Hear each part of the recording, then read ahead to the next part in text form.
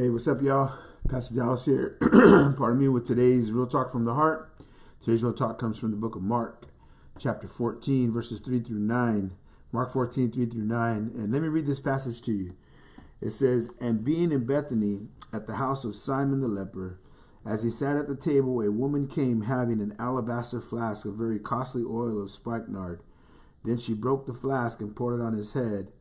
But there were some who were indignant among them."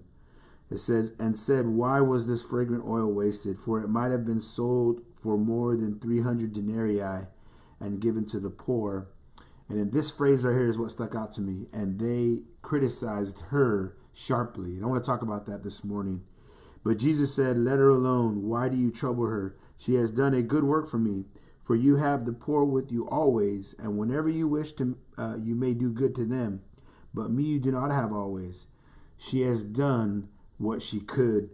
She has come beforehand to anoint my body for burial. Assuredly I say to you, wherever this gospel is preached in the whole world, what this woman has done will also be told as a memorial to her."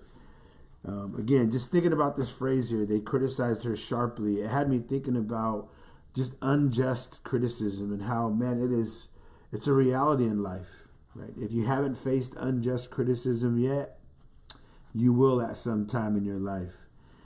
But as I was thinking this through, I was thinking about the source, right? I was thinking about the cause, right? Why, what leads people to criticize people unfairly or unjustly?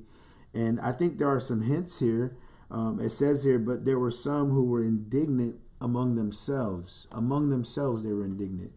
As I read that little phrase there, and I'm not saying that maybe these disciples were or were not, but there are times when people will suppress indignant feelings towards people. In other words, they don't really voice them. They're just kind of held inside, and they have this dislike for people.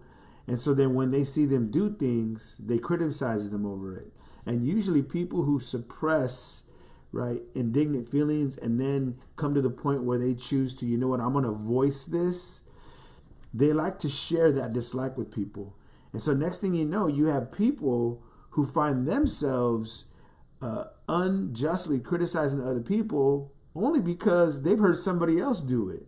And so they're feeding on that unjust criticism because of what someone else who's been dealing with the suppressed, right, ill feeling and animosity towards people, and that chooses now to, right, voice that unfair criticism, and they join in on it.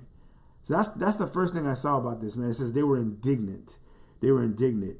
Another thing that I see is they asked the question, why this waste, right? They supposed to know her motives, right? They're assuming to know why she's doing this, and their view of it is that it's wasteful. Another thing, you guys, it's very obvious in this text, is they misunderstood this woman's motives. They misunderstood her intentions. And a lot of times, man, when people do not understand why people are doing things for the Lord, it's easy, man, it is so easy to begin to, listen, unjustly criticize them because you don't have all the facts, right? You're not a mind reader, and we don't know. And so that's what happens. Now, we know that from John's gospel, it was Judas who raised this issue here. It says that Judas said that because he was a thief and liked to steal the money that was put in the treasury. And so what that shows me, you guys, is that when it comes to unjust criticism, you need to remember this, that critics often have hidden motives, right? There's an agenda that they have. There's something that they're working off of. And if they can get enough people in their corner to also unjustly criticize this person that has good motives, pure motives, and the next thing you know, they've got this, you know, this dog pile, if you will, on this person who's just trying to worship the Lord and serve the Lord. That's it. But what does Jesus say, verse 8? Jesus says, she has done a good thing, man. He says in verse 6, leave her alone. And then he says, why have you troubled her? So I like that because Jesus flips the question of motive, right? Why are you really troubling her? Why are you, he says, being, right? Why are you criticizing her unjustly? Why are you doing it? Of course, for Judas, it would have been because he wanted the money. He was stealing. That's what his motives. But Jesus says here, man, leave her alone. And that really should speak to our hearts this morning, man. We should leave people alone who are doing what they can for the Lord. That's what Jesus said there. She has done what she could. If people are doing what they can for the Lord, and it's their heart's worship, it's their heart devotion to him, man, then who are we? Who are we to come along and begin to assume that we know why they're doing what they're doing and those kinds of things? Now, what I love about this, you guys, here is it says here that as the gospel is preached in all the world, the whole world, it says what this woman has done, what she's done, right? She's done an action. And a lot of times, unjust criticism comes from people who ain't doing nothing, right? They're sideliners. They aren't frontliners. They're practically flatliners, and they ain't doing nothing but genius, but they want to be on the sidelines criticizing everybody. Jesus says what this woman has done, I love that. It says will be a memorial to her. Now let me ask you guys, what is it that you and I want to be remembered for? Think about it, man. This text, I'm remembered in this text, these guys, right? I'm remembered for their unjust criticism.